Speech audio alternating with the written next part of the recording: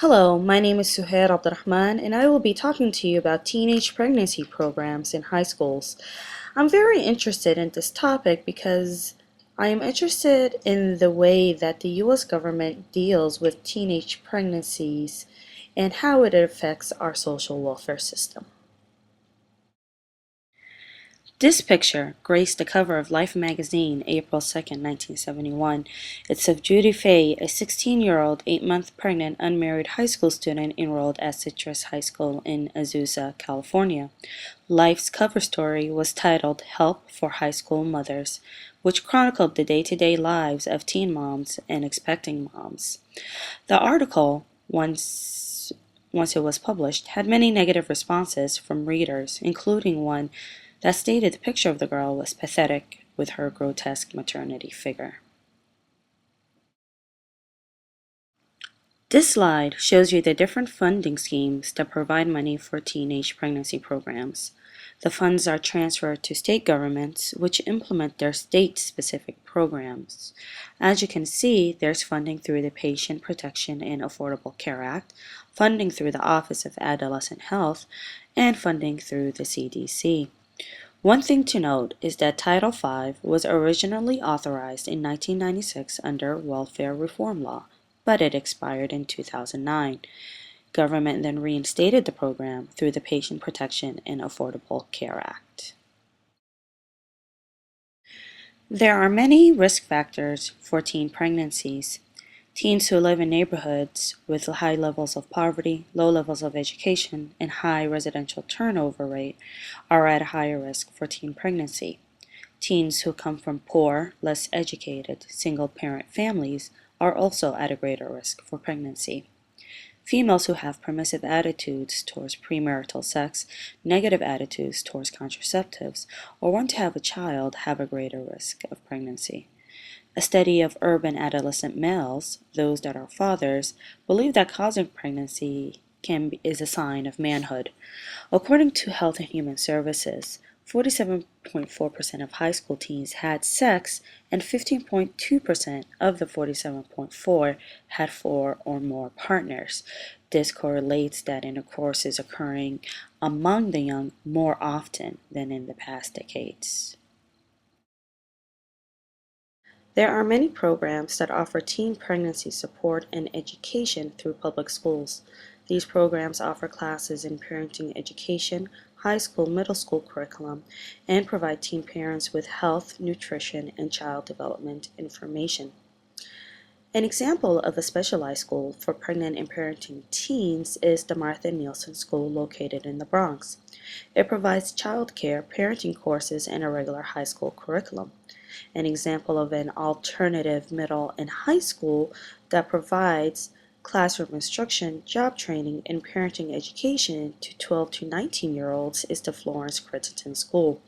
They allow students to enter at 4 different times throughout the year, and they have on-site nursery and social services, to name a few. There are also school-based programs that are geared towards young mothers and fathers. An example is a healthcare located on campus that provides prenatal care, developmental care screenings, and follow-up services for children of young teens. There's also a Young Fathers program that aims to remove impediments, strengthen ties with their families, and establish nurturing attitudes to fatherhood. There are school-linked programs that are located outside of schools.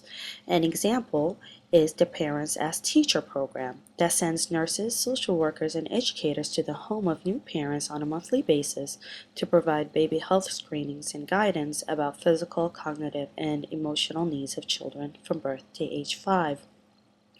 Another example is the Gundersen Lutheran Teen Health Service, a school-linked program fully funded by the Gundersen Lutheran Hospital in Wisconsin. Besides healthcare service, the program emphasizes outreach activities at the schools in its districts and provide family planning services. There are disadvantages of teenage pregnancy programs in high schools. Programs are doing little to improve attendance or achievement scores. Attendance is poor due to many doctor appointments, the difficulty to leave the house with morning sickness and a growing belly, and mothers fail to return after giving childbirth. There are high dropout rates. Dropout rates have several causes. Teens are encouraged to drop out from regular high schools by administrators because they do not want to drag the high school test scores.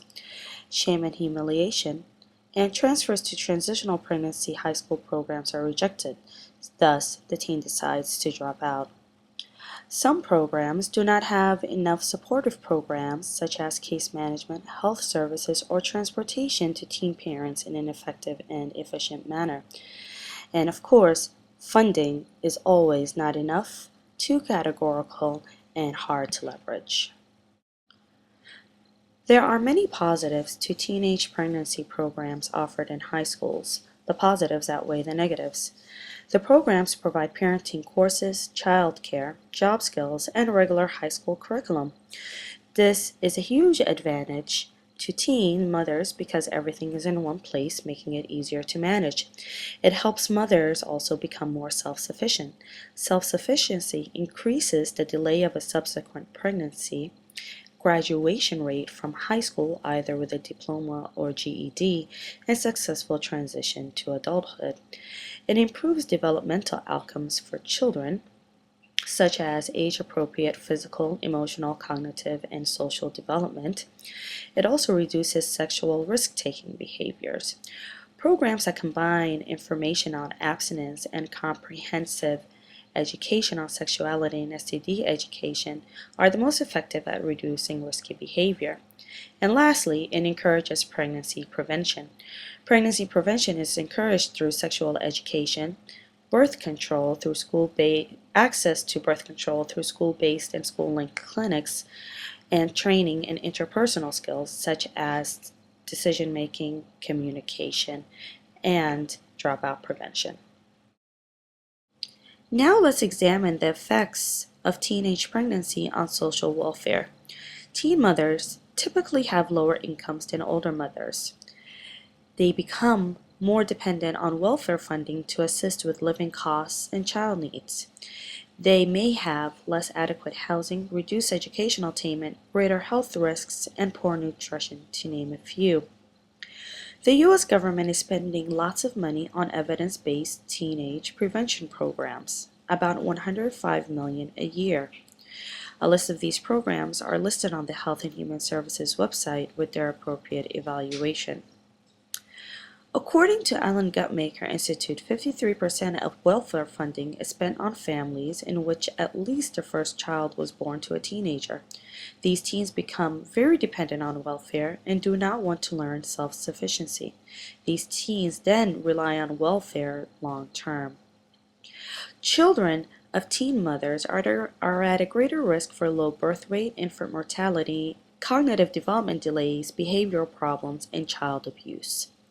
And lastly, teenage pregnancy rate dropped among the 15 to 19-year-old range to 7% per year in 2008, representing a 42% decline from 1990.